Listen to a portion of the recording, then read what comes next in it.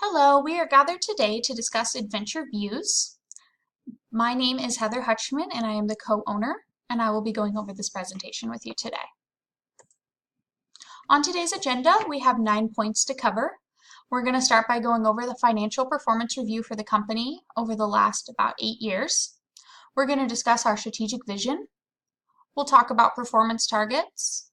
Then we'll go ahead and jump into competitive strategies for both our active action camera and our UAV drone. After that, we'll discuss production and financial strategy. Then we will discuss competition, and last we'll go over lessons learned.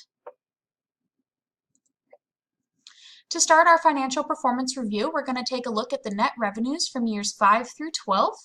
You'll notice on the chart there that we have had a steady increase in our total net revenues. Then we'll look at our earnings per share, also through years 5 through 12. Again, you will see a steady increase. Currently, for year 12, our earnings per share is at $7. Next, we have our return on equity, which has also increased over the years. There was a slight dip in year 8, which we were able to recover from and have since been increasing. Right now, our return on equity is 46.7%. For our credit rating, we are currently at an A, which is where we plan to stay. There was a slight dip in year 11 down to an A-, but we have since recovered to an A. Our stock prices are currently at $190.74. Between years 5 and 12, we saw an increase in stock prices. Image rating has been less fortunate. We had a huge spike in our image ratings from year 5 to 8 and has since decreased. Currently at year 12, our image rating is a 70. Further on in the presentation, we are going to discuss our plan for image rating and how we want to continue to improve that in the future. Going into our strategic vision, we want to talk about our vision statement. For adventure views, our vision statement is to be the camera and drone trusted by adventurers to capture their most spectacular views. Our products adventure with them. Our goals for the future is to increase our image ratings to become durable and reliable, making us the most trusted product. We also want to create a work environment that caters innovation and positivity among our employees. When you look at our vision statement, you'll notice that what we're really trying to do is market to adventurers.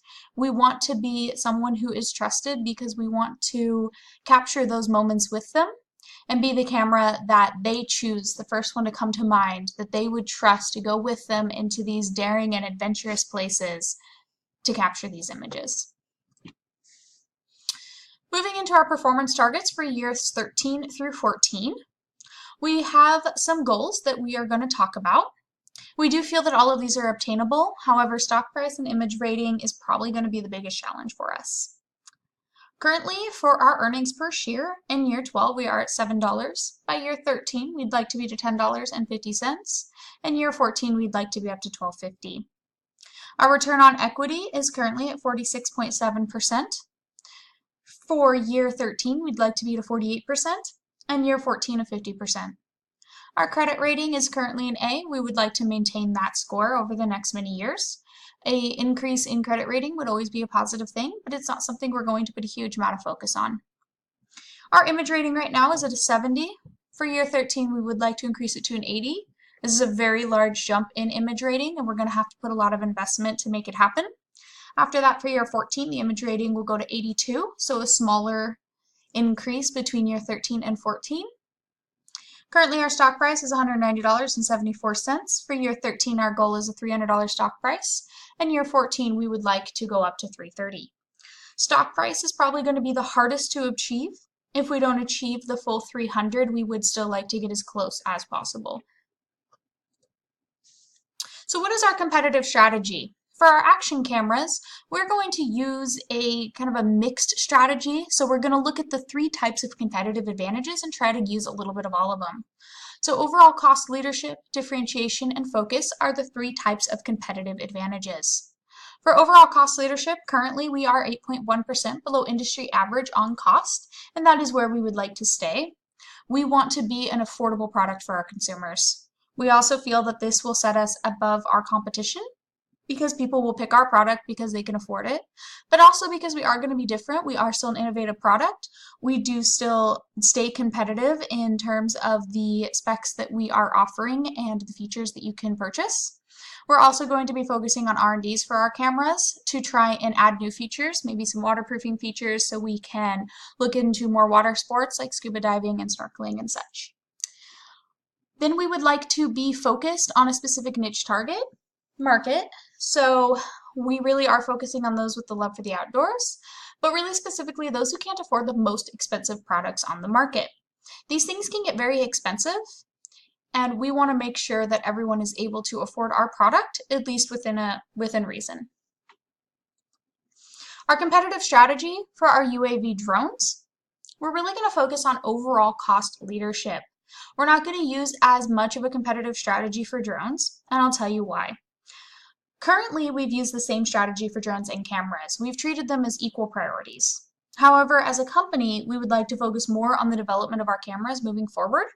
So that's where we would like to invest the most time and energy. It will probably take a few years worth of research and development for us to be able to really lower the cost for our UAV drones. Partially, we want to reduce the production cost and then also reduce advertisement cost. There might be some investments we make up front on our UAV drones, some market research maybe, to make sure that the advertising we are paying for our drones is as effective as it can possibly be. Next, I'm going to talk about our production strategy.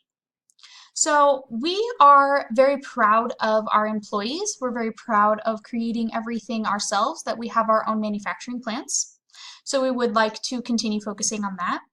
We're going to do some training, so invest in quality training for all of our employees. This will help reduce warranty claims. Not only will reducing warranty claims save us money, but it'll also support that vision of being trusted.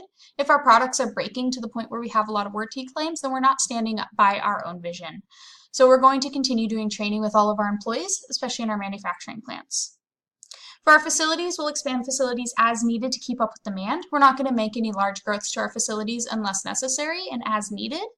We will try and predict a little bit on the future, so every year we might build just a little bit more than necessary just in case, and hopefully to deal with any large increases in sales. For our work environment, our employee satisfaction is very important to us and our company. We take a lot of pride in our employees. We'd put all our managers through leadership training to ensure that things are being handled properly. We'd like to limit the amount of overtime our employees have to work, as that can cause stress in the work environment. And spend a lot of focus on safety, especially in our manufacturing plants. Machines can be dangerous, and we do not want our employees getting injured. With the in-house production, unless it becomes much, much cheaper to outsource, we do take pride in producing our products in-house, so that is what we will continue to do. There may be times where we have to purchase certain pieces of technology externally, simply because the price variant is worth it. For our financial strategy, over the next few years is going to really revolve around 3 main points. So we'd like to avoid debt, simply avoid taking out debt wherever possible. Repurchasing stocks, we are going to use excess cash to repurchase stocks to boost our stock price, our EPS, and our ROE. Both avoiding debt and repurchasing those stocks will go towards our credit rating. For our credit rating, we will also not be increasing any dividend payments more than 70%. We're going to go ahead and talk about the dividend policy in the next slide. So for our dividend policy, at times when our company is doing very well, our dividends can be increased to 70% of the earnings per share, but it'll never be more. Paying more than that will have negative side effects on our credit rating. At times when the company is looking to increase profits, we may lower our our EPS to 30%, but it'll never be less. And on average, the dividends will be around 50%, which is what they are right now. So again, whatever the earnings per share is, those are the percentages we'll use as opposed to dollar amounts. So right now our earnings per share is $7, so our dividends are $3.50, right at that 50% mark.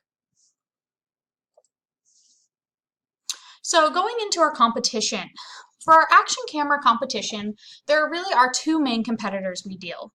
One is called Company C and the other is called WeatherWax. Company C is the largest average market share across all 4 markets on average. Out of the 4 market shares, they do have the highest in 2 out of 4. WeatherWax is the second largest average market share, and of the 4 markets, they have the other 2 out of 4. So unfortunately for action cameras, we do not currently have the highest market share in either. You'll notice in the right-hand corner of this slide there is a pie graph there which shows the percentages.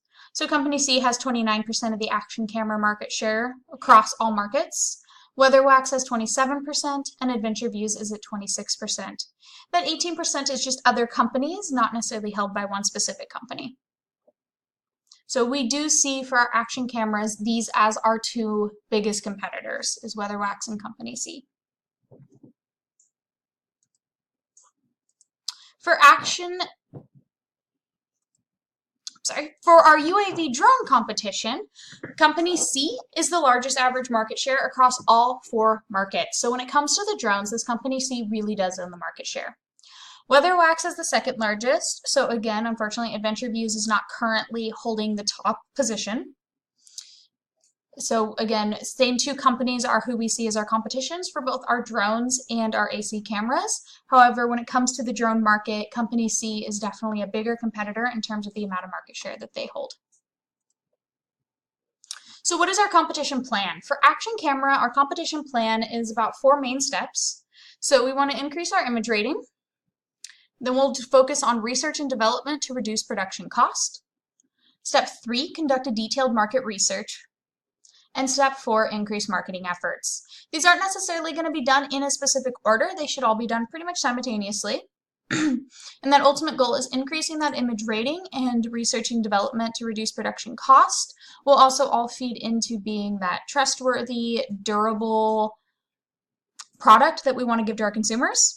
And then working on our marketing efforts will help us gain that market share, as well as make sure that the advertising we are doing is extremely efficient and that we're finding ways to reach that specific niche that we want to reach. Our drone competition plan is a little simpler since our goal with them is just to reach cost leadership. We want to increase R&D to decrease production costs. We want to know the efficient way to build our product.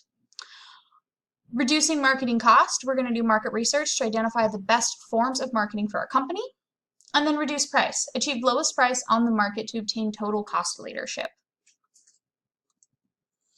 So what have the lessons learned been throughout the course of the simulation and this project? First big one is to do your research. I'll talk about it more in a moment. Also, the close connection between the different financial measurements, the quick rate of change, and types of competitive strategy. And then just having general diligence to details, really paying attention to what you're doing. So the lessons learned, doing research. Without doing research, it's near impossible to make good decisions. So this research can be conducted in a lot of ways. You can do strategic analysis, you can look at market research, or really manually reviewing and analyzing the data within the camera and drone journals. So after you make your decisions, going through and reading all of it, even though it's a lot of pages, to be the co-manager or the co-owner of a company, you have to pay attention to everything. You have to spend hours doing your research, researching your competitors, researching the industry. Being detail-oriented, managers have to pay attention to everything, the big picture and the details. Something that may seem small, like a minor decrease in market share, can compound over the years to become an issue. So again, being that co-owner means you have to pay attention to the big picture while also being capable of noticing all the details. And then the connection, the way that all the financial measures affect each other, such as how repurchasing stock can boost EPS, but increasing dividends too high can decrease credit rating. I think all of this ties into it all kind of ties together into just doing your research, paying attention to everything, and assuming that everything is connected. Assuming and understanding that you might make a change somewhere and not even realize what it's affecting off in the corner. How easily those things can be missed without proper research. Thank you so much for watching my final presentation for Adventure Views. If you have any questions, please feel free to reach out to me, Heather Hutchman, the co-owner. And thank you again for listening.